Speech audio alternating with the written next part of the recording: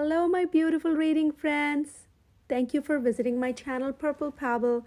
Today I'm here with a new adventure of Curious George. Curious George Goes to a Chocolate Factory by Margret and REY. If you like reading with me, please click on that subscribe button. So let's start reading. This is George.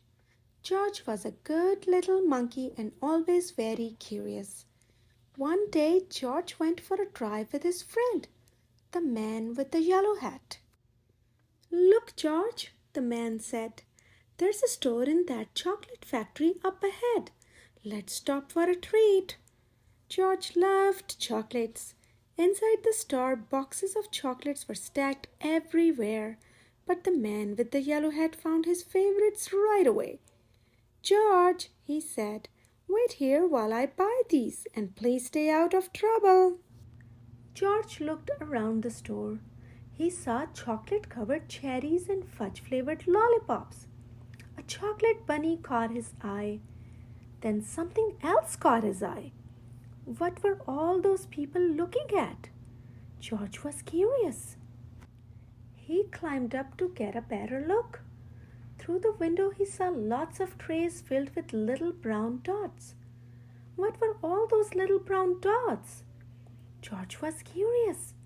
He found a door that led to the other side of the window. The little brown dots were chocolates, of course. A tour guide was showing a group of people how to tell what was inside the chocolates by looking at the swirls on top. The little swirl means fudge. This one says that caramel is inside, and this wiggle is for marshmallow. This is the squiggle for a truffle. This one is for knot. The sideways swirl is for orange fluff. And this one is for George's favorite banana cream. George followed the tour group until they came to a balcony, overlooking a room where the chocolates were made.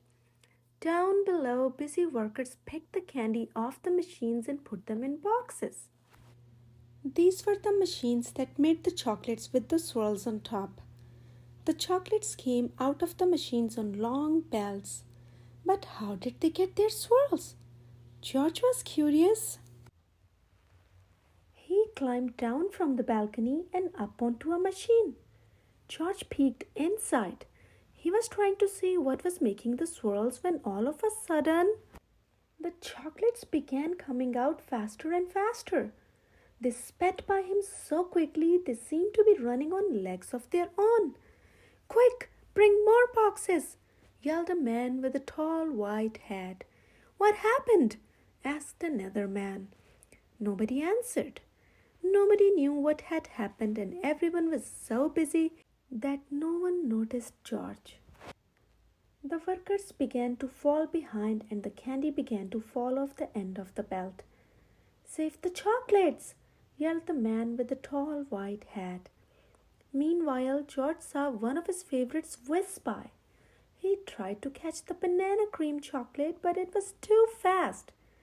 He chased it to the end of the belt. At the end of the belt, a pile of chocolate was growing taller and taller. George had never seen so many chocolates. As he searched for the banana cream, he put the others in empty boxes. George was a fast worker. Someone noticed and yelled, "Bring that monkey more boxes. He's helping us catch up." Not all the chocolates made it into boxes, but no more chocolates fell on the floor. Just when George and the workers were all caught up, the tour guide ran in with the man with the yellow hat. "Get that monkey out of here," she yelled. "He's ruining our chocolates." "But this little monkey saved the chocolates," explained the workers. Then the man with the tall white hat said to George, "You may have caused us some trouble, but you were a speedy little monkey. You deserve a big box of candy for all your help." George was glad he was not in trouble, but he did not take the chocolates. Back in the parking lot, the workers waved goodbye as George and his friend got into their little blue car. "George, are you sure you don't want any chocolates before we leave?" asked the man with the yellow hat. George was sure. The